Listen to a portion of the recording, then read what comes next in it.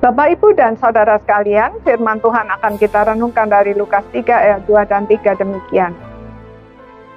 Pada waktu Hanas dan Kayafas menjadi imam besar, datanglah firman Allah kepada Yohanes anak Zakaria di padang gurun. Maka datanglah Yohanes ke seluruh daerah Yordan dan menyerukan, "Bertobatlah dan berilah dirimu dibaptis, dan Allah akan mengampuni dosamu." Saudara-saudara sekalian, sebelum Tuhan Yesus memulai pelayanannya, Yohanes Pembaptis diutus untuk mempersiapkan hati manusia dengan menyerukan berita pertobatan sesuai dengan nubuat kitab Nabi Yesaya yang tertulis di dalam Yesaya 40 ayat 3 dan 4 tentang munculnya suara di padang gurun untuk mempersiapkan jalan raya bagi kedatangan Sang Mesias.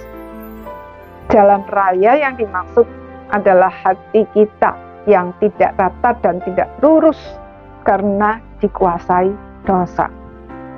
Maka setiap lembah harus ditutup dan setiap gunung dan bukit diratakan. Tanah yang berbukit-bukit harus menjadi tanah yang rata dan tanah yang berlekuk-lekuk menjadi dataran. Maksudnya, untuk dapat menyambut kedatangan Sang Mesias, hati manusia harus dibersihkan dari segala dosa dengan pertobatan, sebab dosa menjadi penghalang bagi kita untuk dapat mengenali Yesus Kristus sebagai Sang Mesias yang dijanjikan tersebut. Saudara, bertobat bukan sekedar mengakui dosa secara spesifik dan menyesal, padahal masih menikmatinya dan mencari kesempatan untuk bisa melakukannya lagi. Juga tidak sama dengan kapok, berhenti berbuat dosa hanya untuk menghindari hukuman. Bertobat adalah berbalik dari dosa, meninggalkannya, tidak menikmatinya lagi, dan dengan bersengaja melakukan yang sebaliknya. Dengan kata lain, bertobat bukan sekedar kata-kata di mulut atau ide di pikiran, melainkan juga dibuktikan dengan perbuatan. Saudara, selain seruan pertobatan, Yohanes juga mengundang mereka untuk dibaptis sebagai tanda bahwa mereka benar-benar bertobat. Bagi orang Yahudi saat itu, mau dibaptis oleh Yohanes sebagai tanda pertobatan membutuhkan kerendahan hati. Sebab bagi orang Yahudi, baptisan hanya diperuntukkan bagi bangsa-bangsa lain yang mau menganut agama Yahudi. Kesombongan mereka sebagai umat pilihan Allah dan sikap merendahkan bangsa-bangsa lain harus dihancurkan. Sebab sesungguhnya di hadapan Allah semuanya sama, orang berdosa yang harus bertobat.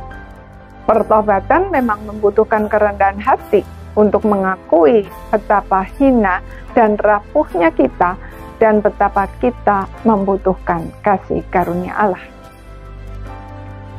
Saudara, apakah kita rindu mengenal Allah, menikmati dan melayani Dia?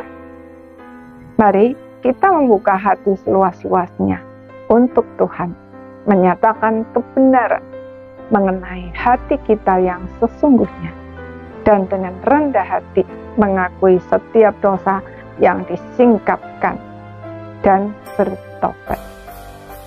Tuhan Yesus berkata, "Berbahagialah orang yang suci hatinya, karena mereka akan melihat Allah."